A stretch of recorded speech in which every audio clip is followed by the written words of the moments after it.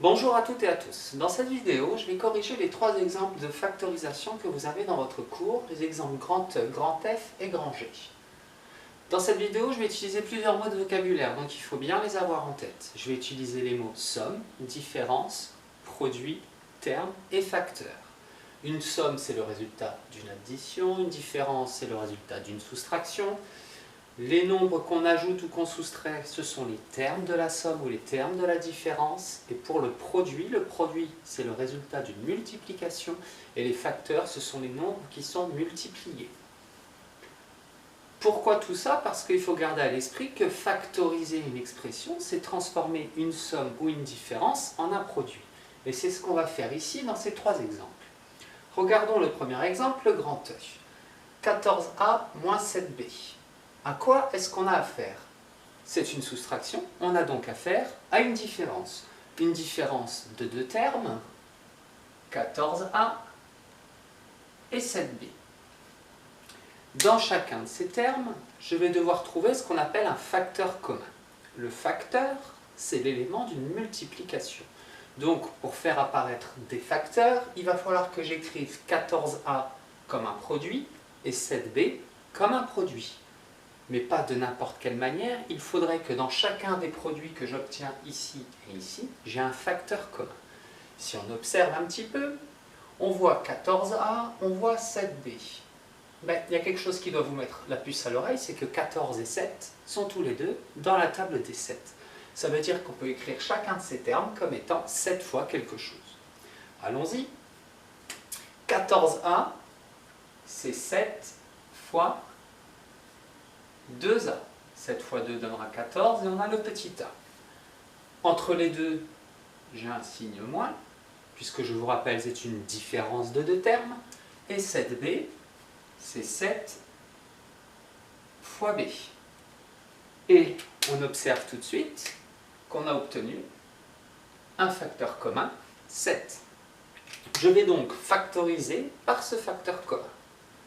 Comment je vais m'y prendre? Je vais réécrire le facteur commun en premier. Je vais écrire ma multiplication et je vais ouvrir une parenthèse.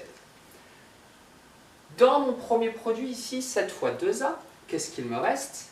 Il me reste 2a puisque le 7 a été mis ici en facteur. Il me reste donc 2a. Entre mes deux produits, j'ai un moins, je le conserve. Et dans le deuxième produit, le 7 facteur commun est ici, il me reste le petit b, je ferme les parenthèses et j'ai terminé la factorisation de grand E puisque je suis passé d'une différence à un produit. Très bien, passons au grand F. Le grand F, c'est une somme de deux termes, x au carré et 8x. Le facteur commun, là aussi, doit vous sauter aux yeux. X au carré, c'est tout simplement x fois x. Entre les deux, une addition, puisque c'est une somme, et 8x, 8 fois 8, 8 fois x, pardon. J'ai mon facteur commun, petit x, je vais donc factoriser par ce facteur commun. Je mets le facteur commun en premier, la multiplication, j'ouvre mes parenthèses. Dans mon premier produit, x fois x, il me reste x, puisque le facteur commun est déjà ici. Dans le deuxième produit, 8 fois x, x est en facteur, il me reste 8.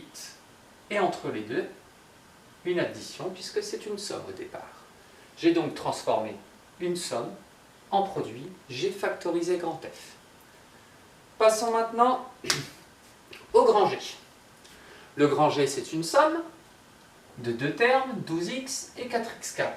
Je vais donc décomposer chacun de ces termes, du moins l'écrire comme un produit. Et dans ces produits, il faut que j'obtienne un facteur commun. Si on regarde, on voit le petit x en commun. Très bien, on pourrait écrire des produits avec petit x qui soit un des facteurs et factoriser par petit x. Ok. Sauf que quand on factorise, on essaye de factoriser par l'expression la plus grande possible. C'est-à-dire, si en plus de ma lettre, je peux avoir un nombre en facteur, ça peut être intéressant. Mais j'ai x ici, x au carré, c'est donc que j'ai petit x en commun. Mais j'ai aussi 12 et 4. Et 12 et 4, ils sont tous les deux dans la table des 4. Et donc, plutôt que d'écrire des produits comme étant, d'écrire 12x comme étant x fois quelque chose et 4x carré x fois quelque chose, je vais plutôt dire que 12x, c'est 4x fois 3. Ainsi, j'ai 3 fois 4, 12, et le petit x. Et pour le 4x carré, entre les deux, toujours une addition. Donc, pour 4x carré, j'ai 4x fois, pour avoir le x au carré, il faut que je remultiplie par x. Ainsi, mon 12x, 4x fois 3, mon 4x carré, 4x fois x. J'ai mon facteur commun, 4x. Je factorise par ce facteur commun, 4x. Dans mon premier produit, il me reste 3. Mes deux produits sont séparés par une addition. Et dans mon deuxième produit, il me reste ici petit x, puisque le 4x est en facteur. Voilà pour ces 3 exemples de courbes. Je vais m'arrêter là dans cette vidéo. Je vais vous laisser regarder ça, digérer, et je vous laisse faire les 4 exemples d'application qui sont dans votre cours. Je les corrigerai dans une prochaine vidéo.